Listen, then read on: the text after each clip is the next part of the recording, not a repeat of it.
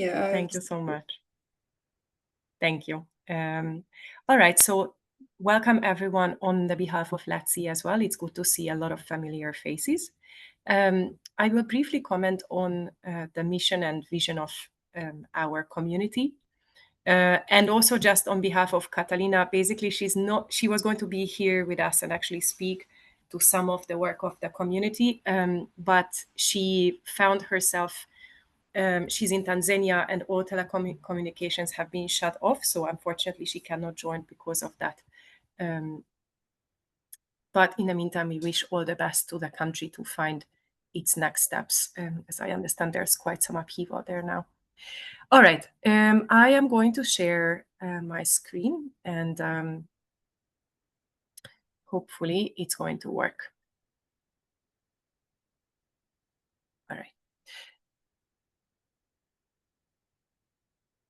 So actually, Catalina and I have met about a year and a half ago, and I am Hungarian, she's Romanian, and we very fast clicked and realized that we are working for very similar goals.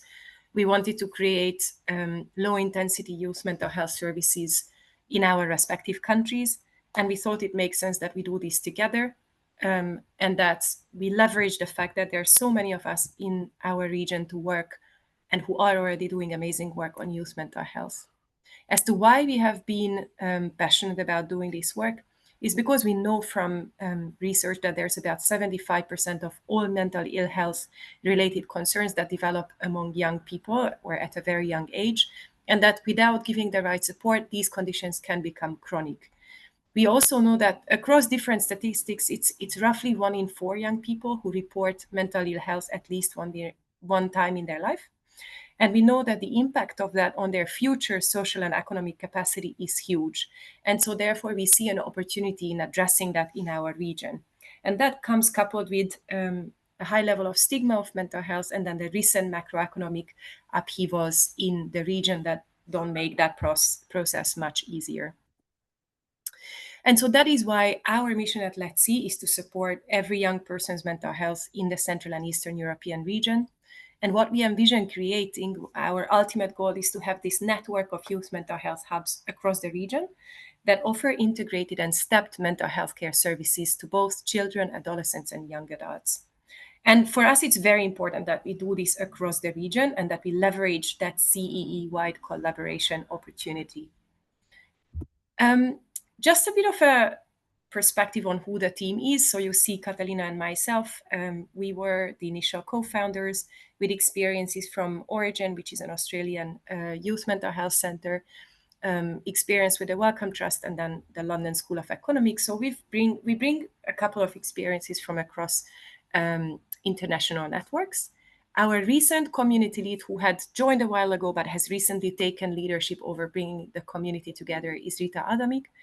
And then we have 12 founding members who have been with us from the very, very beginning. And by now, actually, the network itself has recently reached more than 50 members. A bit more about the network of youth mental health hubs themselves. So we see them taking place both in urban and rural areas of our countries.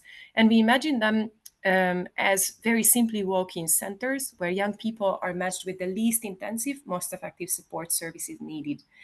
And we also see these hubs to be entry points to specialized support services to very much embed and integrate all of this into an existing ecosystem of both social welfare and healthcare, as well as education. And the inspiration and the evidence that, of course, we are looking at would be other existing low-intensity models, some of which have been quite successful at Headspace Australia, Levelmind Hong Kong, or Jigsaw in Ireland, just to mention some examples. All right, now we will see this has been the big question, whether the audio works. You might have to bear with me for just a second to change my audio settings, as we saw that there was already one occasion. Okay, so I think I will be muted and then I will be able to share my audio.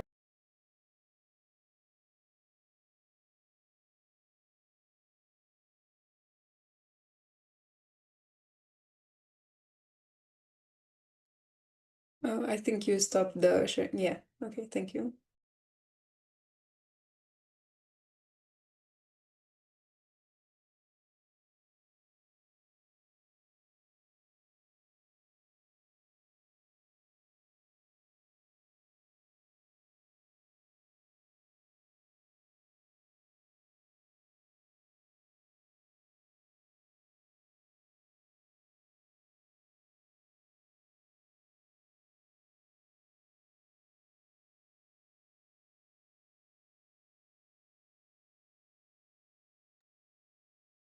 Did it work? Did you hear me all good? We didn't hear it, but I think that it was we saw what we needed to All see. right. Well, at least you saw it. I will share just in case the link after so you can access it. Sorry about that. My technology does not work well today. In any case, to wrap up on my end, we have a couple of things that we are quite proud of, things that we have achieved so far. One is that the last year we completed a scoping review on mental health prevention and promotion services in the region through a WHO Early Career Award. We have recently hit 50 plus members across the region. By now, we have regular community events, mostly in Romania and Hungary, just because membership has been strongest in these two countries. So you see some of these photos from the events. And we have also started with thematic mental health workshops in two cities. And as a next milestone, we are looking to pilot the low intensity service model in the two countries to then be able to look at scale. I leave our contact details here for just a moment, but I think you might already have some of these. And with that, I'll stop sharing and pass it back on. Thank you for this opportunity. Thank you so much. I'm really excited to try and be part of these youth hubs. And now we'll go on to Mr. Janvier. The floor is yours. All right. Thanks, Irina. Thanks, Zofia, for the introduction. Quite an intriguing and ambitious goal, I must say, and I'm glad to be able to join for this very conversation and potentially be able to contribute to whatever goals you want to achieve, which I believe to a great extent it does speak to some of the things that uh, I get interested into. I I don't count myself as young anymore. Depending on how you look at it, my parents would have a different view about that. But I see that there is quite a younger generation that qualify to be youth and younger than me. And I have quite a little bit of a passion in making sure that they live the best that they can. As we gather online at this particular moment, I want to suggest to us that potentially we are the most connected generation that have ever happened in human history. We're always online, always accessible, yet beneath the surface of digital presence, I would argue there's quite a profound crisis as well, which could be epidemic, and I would call that loneliness, which you might have experienced at one point in your life. It's not really that uncommon, but the fact that it's something that we all experience doesn't really make it understandable. It's one of those that is often misunderstood because it's not simply the state of being alone. That doesn't qualify as loneliness. It's not even a social isolation. Loneliness, if you were to go back in the literature, back in the 1980s, you look at the work of Peplow, it is defined uh, as a subjective distress that arises from painful discrepancy between the social relationship we have and the relationship we want. So there's that which we have, and there's that which we want. And the discrepancy between those two potentially is what comes to define what is loneliness. So what does this really mean? What does this means is that you can be on a very busy campus, surrounded by online friends, and still feel lonely. It's not that you don't have relationship, but you can be surrounded by people, busy campus, busy streets, and yet still lonely. Here is some not so good truth to let you know that loneliness is not a condition that is reserved for the elderly, which is what social psychology tended to argue back in the days. Young people, adolescents, young adults are currently reporting higher rates of loneliness than any other age group. You look at the work of Cigna back in 2018, you look at CDC here in the United States in 2012, and most recently, last year, the report by WHO, the young people are reporting more and more states of loneliness. So my core argument really is that if we do not address this thing, we are simply contributing to the detriment of a generation. Because loneliness is profound and a preventable risk factor that undermines the psychological, social, even health of a generation that we are. And with that, maybe I take a little bit of time to look at the psychological effect of loneliness and the cost that we pay when we do not look at that. Number one, I would suggest it to us is mental health fallout, because the link of loneliness and the serious mental health is very well documented. We know it, that loneliness is strongly associated with elevated levels of depression, anxiety, and perceived stress. You will go find research, a lot of things done there. And the crucial studies actually suggest that loneliness can be an antecedent of depression, meaning the feeling of disconnection can come before and trigger clinical symptoms, even before a person is depressed. Just that feelingness would be a trigger of clinical symptoms, initiating now a negative cycle of thoughts, which leads me to the second, the vicious cognitive loop, whereby loneliness becomes chronic and it just makes a person sad and starts altering the young person's cognition. And by the way, even the adult's cognition gets altered with loneliness. So this does some bad damage. And one of it is that it sends the person into a state of hypervigilance for social threats and negative cognitive bias, whereby a person would interpret missing a message or getting a response a little later than expected as an indication of rejection. Is a hint that there is a breakup coming just because the person did not show up on an appointment, like what Sophia was talking about. There is things going on in Tanzania. Our colleague can't join. Should we interpret that as rejection? No.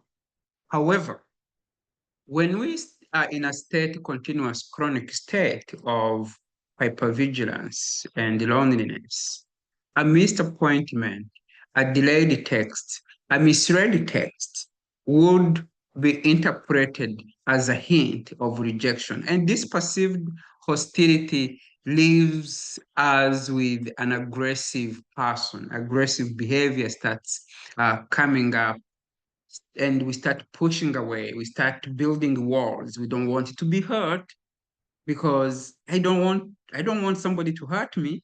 I can't trust a person that much. I'm okay with the likes from people that I don't know, from the social posts that I make, than being hurt by a person that I open up with, which then brings my final point, at least for now, on the effect.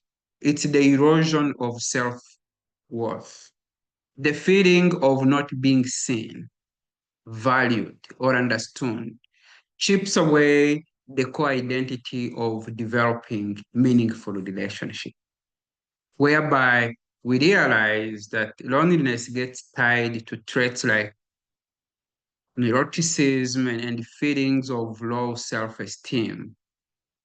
And people start believing fundamentally that they are flawed and not able to build any connection. What do? COVID did it well. You retreat in your own corner and you connect with yourself and you post, you scroll, you compare, and you become much more alone.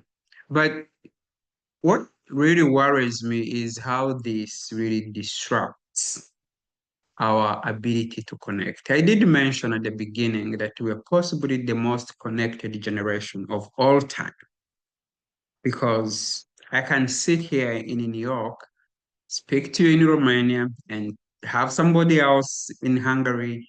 Who cares where the person is? We are connected. However, how connected are we? Are we able to leverage the digital revolution to build high quality relationship? Big question. Do this connection really translate into healthy behavior? Let me, you know, suggest something. I'm not fan of uh, obesity or overweight. That's not what I'm not trying to promote or any unhealthy behavior. But when you look at the benefit of social connection, it may be plausible that eating broccoli alone may be worse than eating French fries with friends. What would that really mean? What that simply means that if you consider eating broccoli alone, it's always beneficial as eating because with others, because you get more health benefits, the ingredients are good, it's good for your health. But the more you feel lonely and build that pattern alone, the gains of health benefits are lost very quickly because the vicious circle makes it difficult for you to live healthier because you have low self-worth, you can't connect, and you lose even motivation of preparing those healthy uh, meals. And eventually, studies would predict you are likely to drift into unhealthy coping skills. So the broccoli leading you away. To the contrary, the benefits of being with other people, with your potato fries, is likely to become a source of challenge if it's the right people, of course. Anything can be argued. But the benefit of being part of people is positively associated with longevity. In fact, there was a study, I think it's by MIT not long ago, that suggested that the thought of belonging in a social club, just the thought, not joining, extends longevity by half a year automatically. You haven't joined, but you just decide, I'm going to join a reading club. I'm going to join a running club, whatever it is. If you join a running club and you find yourself in New York, please come. I love running. But the thought of joining a club in itself leads to healthier social life than eating broccoli alone. So there is risky coping behavior that is likely to be associated by not being with other people. And of course, there is this test that always comes. If you did not show up on campus, how many people will actually call and check on you and notice your absence? Those that will are those that are in your circle of relationship. But if you can afford to disappear, whatever that means, and nobody checks on you, maybe an opportunity to think and disconnect. And finally, it goes without saying that this digital paradox of being always connected leads to poor social skills, where you put two people together and they cannot sustain a conversation for 5 minutes without going on the phone. I'm not trying in any way to suggest that you behave the way my father behaved because the phone was always on the desk in the house. Out of that desk, there's no phone. Hmm. I'm not anti-digital. As a matter of fact, I'm very much into digital. I'm interested in human machine relationship. So it's one of my area of interest. But I also want to suggest that if we are able to make intentional disconnection from a digital world to building meaningful relationship, we would potentially and significantly increase the quality of life that we lead. We will be able to ultimately reduce the risk of depression, isolation, and of course, being predisposed as vulnerable people for that. So at individual level, may I really suggest intentionally be vulnerable, open up, skip the small talk, skip the socials, walk down the street, talk to somebody. Talk to somebody, build a relationship that has nothing with likes and comments, that has nothing to do with digital life, but human to human connection. And at institutional level, like the one that is hosting us, let's, join and design programs that prioritize deep and sustained in-person social connection. It's unfortunate you're doing this virtually, but I hope there will be some town halls where people sit and they share a glass of water and talk to each other and touch each other, of course, within the bounds of cultural acceptable norms. But in essence, building a society where people connected, people feel seen, people feel valued, genuinely connected, and turning the tide of the shadow of the pandemic that tends to have really exacerbated our disconnection to resiliency of the next generation. Thanks, Irina. Those are my thoughts for us this morning to think about. Thank you so much. I really liked the comparison with the broccoli and the friends, as if broccoli not only feeds I mean, it feeds our body, but it doesn't feed ourselves as individuals, and just connection can fill that hole. Thank you so much again. Now, Simona Stefan, please. Hi, thank you for inviting me to this conversation, and what's there left to say, because the speaker before has covered, Dr. Ojira has covered a lot of the topics I was thinking about. However, when you introduced the topic of loneliness, I couldn't help but think, when have I, as a teenager, felt this aversive emotion?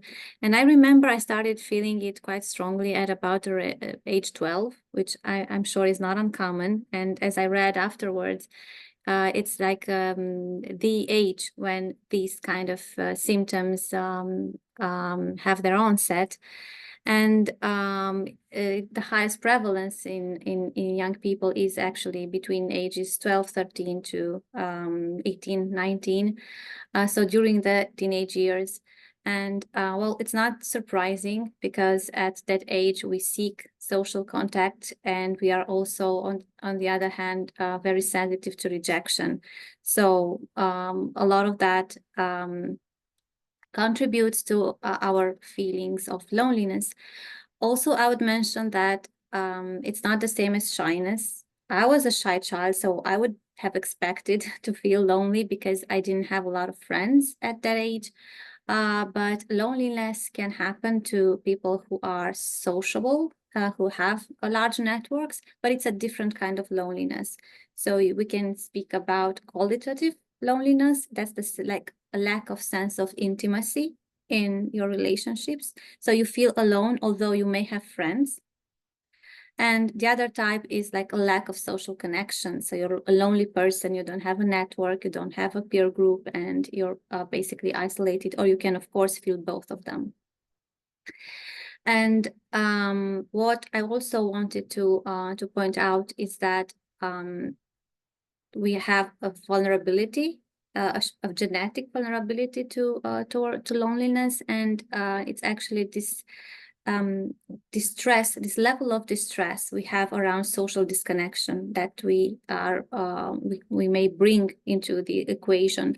So it's actually an intersection between our genetic vulnerability, our environment and the peer pressure we have to face, bullying, and also other factors such as excessive social media use or gaming and such. What can we do, however, if we want to address this problem? I would say there are several levels of intervention. So there are some interventions which can be promoted at a school level in order to prevent loneliness in teenagers. And of course, we can go with more targeted interventions for individuals who are particularly lonely. Because although teenagers may be sensitive to loneliness, not all of them have this chronic problem. So about 10% would, I would say, have severe loneliness, although the prevalence of loneliness as a syndrome is much higher. So, however, there are some, let's say, broad spectrum interventions that school can develop in order to prevent loneliness, although they will not help anyone. So some people will need more intensive interventions. So such examples of, let's say, large-scale programs would be to encourage like school events when students can participate. Also, promoting school values like empathy and cooperation, so beyond competition, and also train teachers to recognize the signs of loneliness in students and engage them in class and after school activities. Also encouraging clubs like reading club or, I don't know, math club or some places where teenagers would like to go, and they can also build social connections. Also encouraging peer mentoring, where older students would help younger students academically, but also in terms of social connections. Also, psychoeducation would be important, not just about loneliness, but about negative emotions generally. For instance, providing information about loneliness, about social anxiety, shyness, performance anxiety, and a lot of issues that young people face would also be helpful. So, however, this, like, let's say, large-scale interventions would be great, but I don't think they would target everyone, and they wouldn't be good enough for those people who would be particularly affected by loneliness, especially if their loneliness is chronic, especially if they have overlapping problems like depression or social anxiety. So in that case, maybe a more targeted interventions would be good. Cognitive behavior therapy, for example, would be such an intervention. And what it does, cognitive behavior therapy, it would change your maladaptive cognition, which contributes to the feelings of loneliness. And as for instance, so there's this example that Dr. Ruggiera gave about when you're feeling lonely, you tend to misread other people's intentions and attribute hostile intentions to others and isolate yourself even more. So for instance, in cognitive behavior therapy, in CBT, we would explore these negative thinking patterns and change them for more adaptive ones. So you would ask the teenager, okay, what when you assumed that your colleague didn't really want you to join the party, although he asked you to, why did you think that? What were you relying on? What was the evidence, and how is there another interpretation, and so on? So this maladaptive cognition can be very powerful and can lead to increased loneliness, and it's important to address it in therapy. So to wrap it up, I would say that we need interventions which are large scale, device for everyone. And we also need interventions which can be applied in small groups or individual level, especially when the symptoms are stronger, when the loneliness is chronic, and when it's associated with other mental health issues. So this would be my take on the subject. So thank you again for having me. Thanks for all the insights. I truly believe that building a community, as you said, is the most important. And on that note, I would like to uh, give the community here a chance to speak up now, as I've prepared a couple of questions for you all.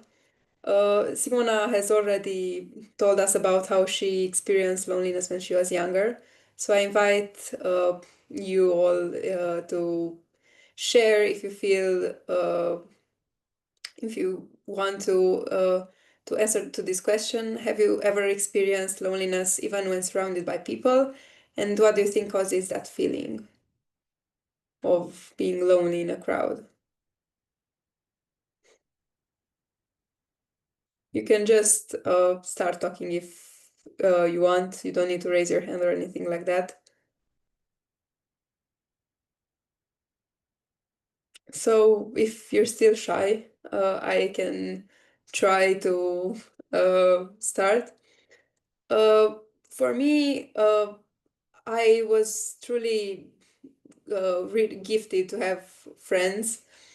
And everywhere I went, I at least known a person, but it has happened that I was thrown into a group where, let's say, I didn't really either known someone or that someone with which I felt comfortable was speaking with other people.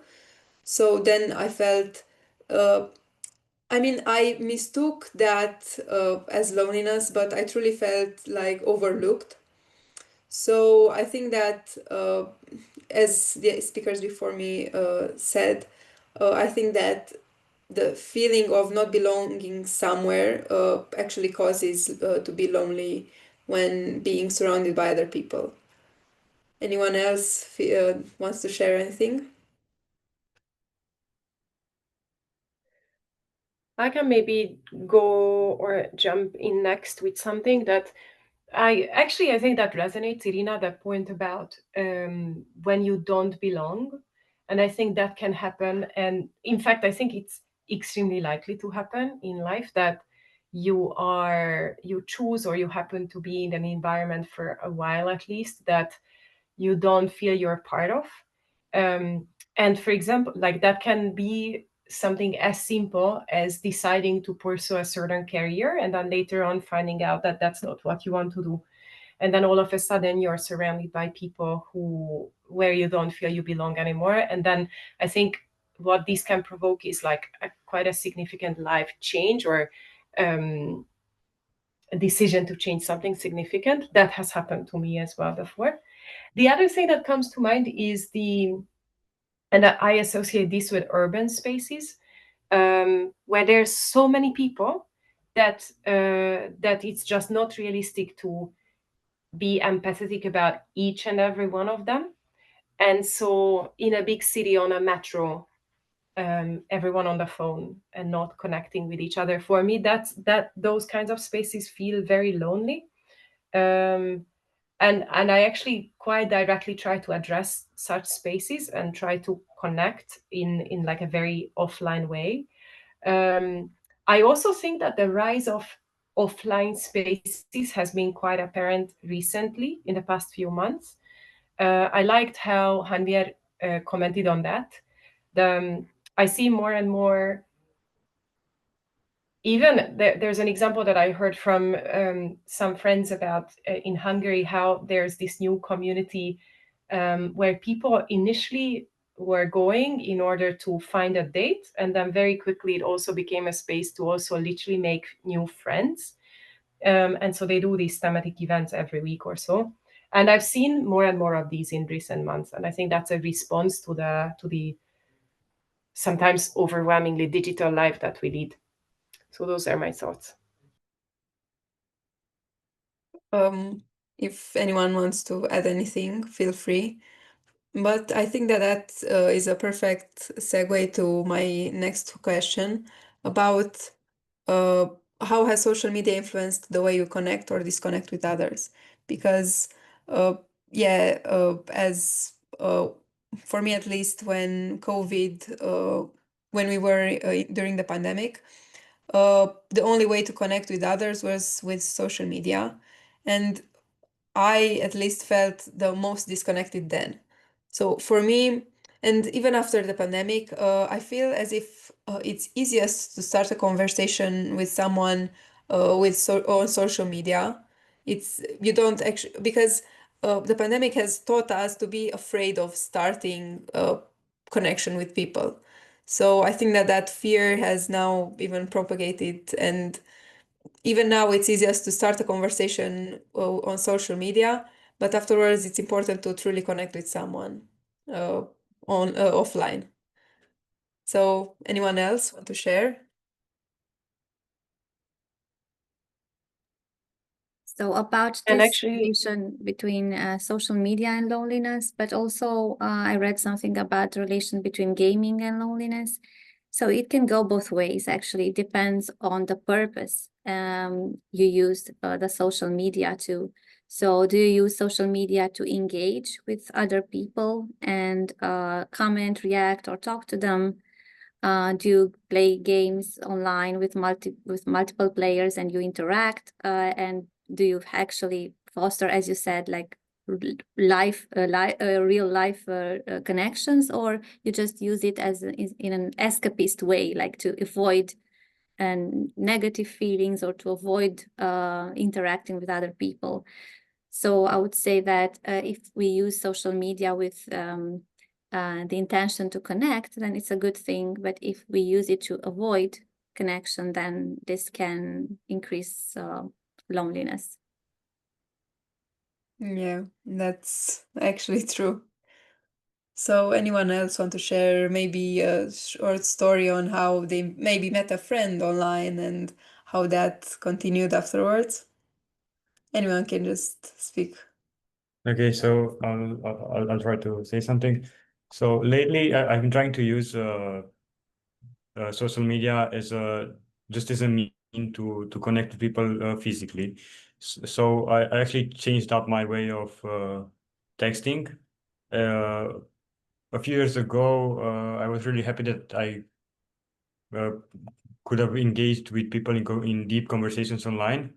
But after some time, I just felt lonely because without the physical connection, this conversation just feel without substance. So I started to write more specifically to meet up and just use social media as a way to meet with people physically. That's great. Thank you so much. If anyone else want to share, or we can go to the next question. As Alex said, that real connection based on empathy.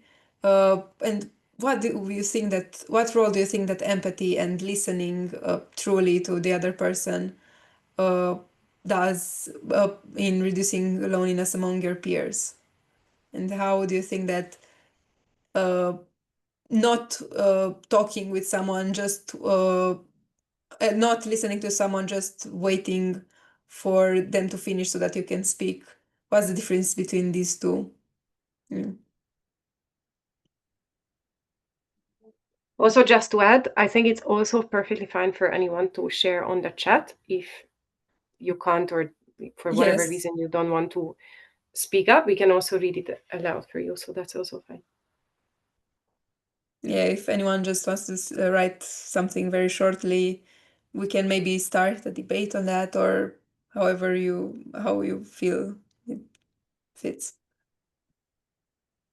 So I think that this question was talked about in all of the answers from here up until here, that the sole thing of connecting with someone on a deeper level and being empathetic towards their needs and what they actually feel is the way to combat loneliness and how we can feel more connected.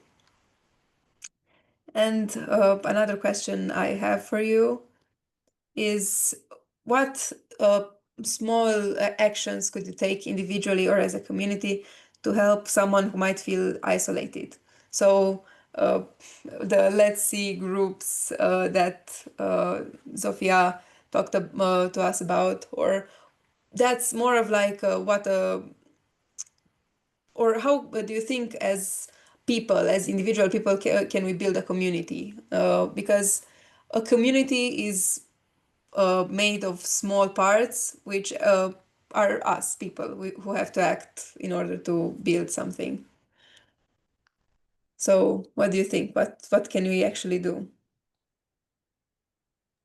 So I believe that any group has some specifics to it, and as long as a new person doesn't know them, he can't be fully in that group. So any group has like certain jokes or certain subjects that they talk about, and if another person comes in that group and doesn't know them, it's just impossible for them to to be in that community. So what I would do to try to help someone not feel isolated in the community is just try and talk with them. What are we doing in this group? So maybe just joke with him in the same way that I would joke with the others in the group, or talk with him about the same subject, and yeah, just stuff like this. Thank you so much again. So, if anyone wants to add anything, not necessarily as a response to the question, but just to, if they have any other questions for the specialists here, or they want to add something, or say what their take is on building a community, feel free. Can I add something, actually, something that now seems it's like moving a lot in my head, that I think one thing I find important to separate conceptually is loneliness as a non-permanent temporary state of being, and then what counts as a mental health concern. And I think that's important to separate, because I think we can literally, all of us, experience loneliness and even social isolation for a time period or at a certain point in life. I don't think that it's any nicer or any better to experience it, and it has to be addressed. But I don't think that that equals experiencing mental ill health. And so I think that's important, because community comes into play in the case of both. Community is definitely, let's say, it's a coping, not just coping mechanism, but it's what protects you from developing any concerns. But when you experience, or when I experience loneliness, the way I reflect on that is that oftentimes it means that some change is needed in my ecosystem or in my environment, or I might be making life choices that no longer serve me. Whereas extended loneliness, and then when you experience things like quickly changing moods, generally having no motivation in life, plus experiencing isolation, that's when I would say, okay, now we are moving in the direction of something that is about mental health concerns as well. And to reflect on the question of community, I think for me it's super positive to see the number of initiatives that look into more like offline spaces, to connect and to create community. It seems to be something that post-pandemic a lot of us need.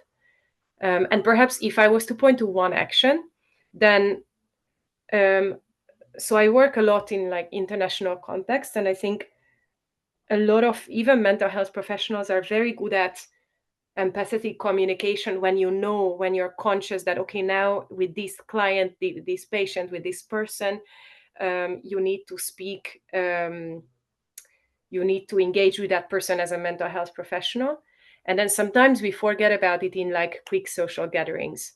So examples would be, I'm at the university and then I'm gathering with my friends, but there is this new person who has recently joined the group, and we forget to tell that person where we are meeting in the pub later. Or there's a new coworker who joined, and then I have conversations with people around me referring back to fun things we had done 6 months ago that this person cannot relate to.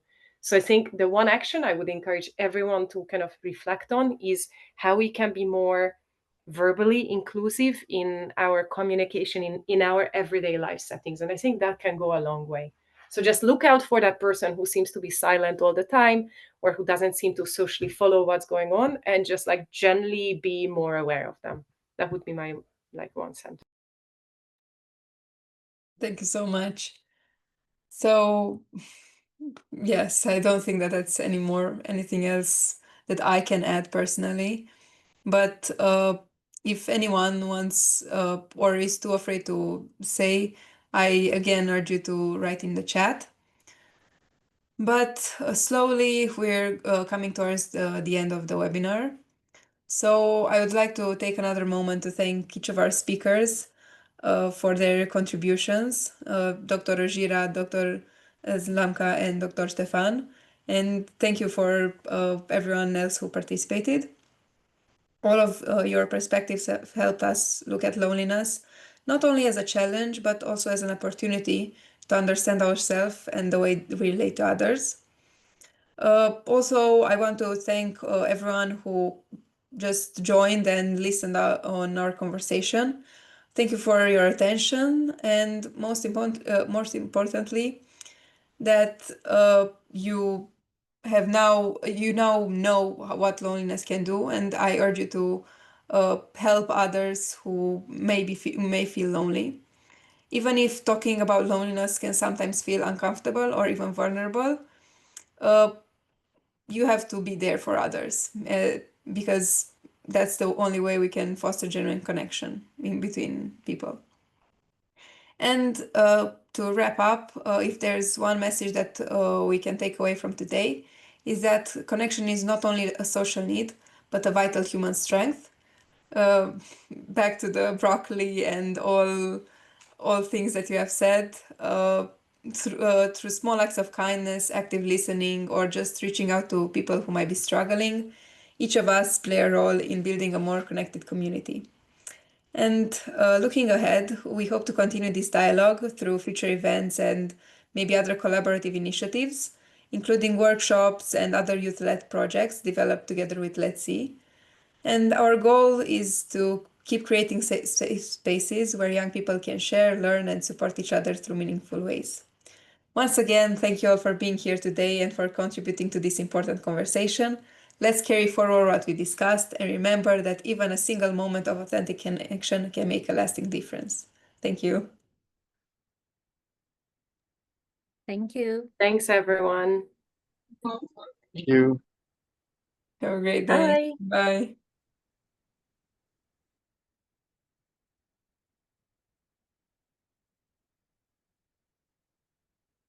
Thanks. Bye.